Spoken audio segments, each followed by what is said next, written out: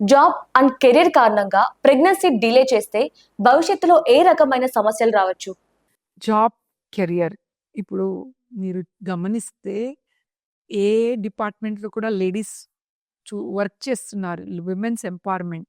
But end of the day ఒక పిల్లలు కూడా ఇంపార్టెంట్ కదా! కెరియర్ ఎంతనో ఉండొచ్చు. మనం లైఫ్ లాంగ్ 70, 80 ఇయర్స్ వరకు కూడా వర్క్ చేయొచ్చు. బట్ ప్రెగ్నెన్సీ అనేది ఐడియల్‌గా 30 లోపల హెల్తీగా డాక్టర్ దగ్గర చుట్టూ తిరగకుండా నార్మల్‌గా అయ్యే ఛాన్సెస్ హై ఉంటది. ఒక్కసారి 30 తర్వాత నానా ప్రాబ్లమ్స్ బాడీలో స్టార్ట్ అవుతది. ఫర్టిలిటీ పరంగా ఎగ్స్ తక్కువ అవ్వటము, ఫైబ్రాయిడ్ రావటము, ఎండోమెట్రియోసిస్ ఎక్కువగా చూడటం.